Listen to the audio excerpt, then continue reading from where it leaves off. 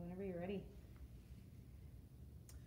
Hello, I would like to share with you a favorite story of one of my favorite stories, and it's called "Twas the Night Before Christmas," and I know you've probably heard it many times, and it's a story that I heard when I was probably about 2 or 3 years old. My mom told it to me, and it's a wonderful one, so why don't we enjoy it together. "'Twas the night before Christmas, when all through the house not a creature was stirring, not even a mouse. The stockings were hung by the chimney with care, in hopes that St. Nicholas soon would be there.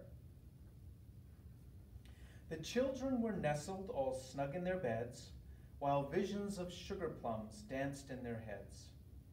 And Mama in her kerchief and I in my cap had just settled down for a long winter's nap. When out on the lawn there arose such a clatter, I sprang from my bed to see what was the matter. Away to the window I flew like a flash, tore open the shutters, and threw up the sash.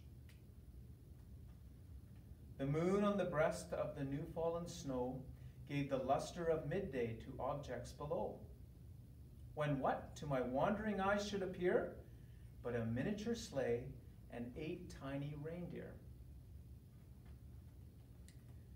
With a little old driver so lively and quick, I knew in a moment it must be Saint Nick.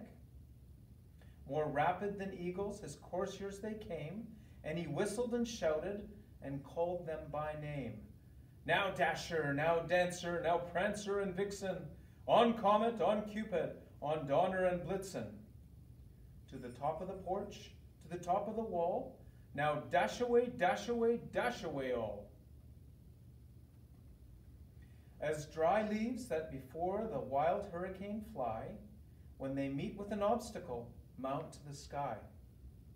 So up to the housetop the coursers they flew, with the sleigh full of toys and St. Nicholas too. And then in a twinkling I heard on the roof the prancing and pawing of each little hoof. As I drew in my head and was turning around, down the chimney St. Nicholas came with a bound. He was dressed all in fur from his head to his foot, and his clothes were all tarnished with ashes and soot.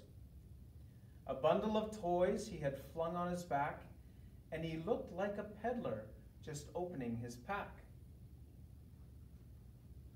His eyes, how they twinkled, his dimples, how merry. His cheeks were like roses, his nose like a cherry.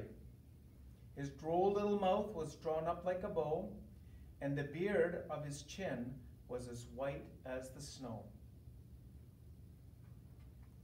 The stump of his pipe he held tight in his teeth, and the smoke it encircled his head like a wreath. He had a broad face and a little round belly that shook when he laughed like a bowl full of jelly. He was chubby and plump, a right jolly old elf, and I laughed when I saw him in spite of myself.